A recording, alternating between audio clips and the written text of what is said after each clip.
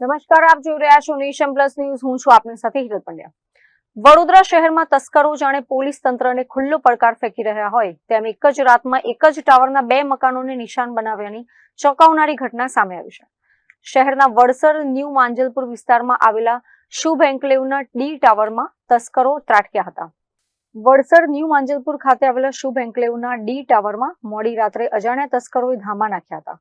તસ્કરોએ planning સાથે ટાવરના 2 અલગ અલગ બંધ મકાનોને ટાર્ગેટ કર્યા હતા અને મુખ્ય દરવાજાના તાળા તોડી અંદર પ્રવેશ કર્યો હતો. તસ્કરો મકાનમાં રાખેલા સોના ચાંદીના દાગીના અને રોકડ રકમ સહિત લાખો રૂપિયાની કિંમતી માલમત્તા ચોરી કરીને આસાનીથી ફરાર થઈ ગયા હતા. આસપાસના રહીશોને ચોરી અંગેની જાણ થતાં જ એપાર્ટમેન્ટમાં ભારે દોડધામ અને ચકચાર મચી ગઈ હતી. ચોરીની આ સમગ્ર ઘટના સીસીટીવી કેમેરામાં કેદ થઈ ગઈ છે. ઘટનાની જાણ થતાં જ માંજલપુર પોલીસનો કાફલો તાત્કાલિક ઘટના સ્થળે દોડી આવ્યો હતો.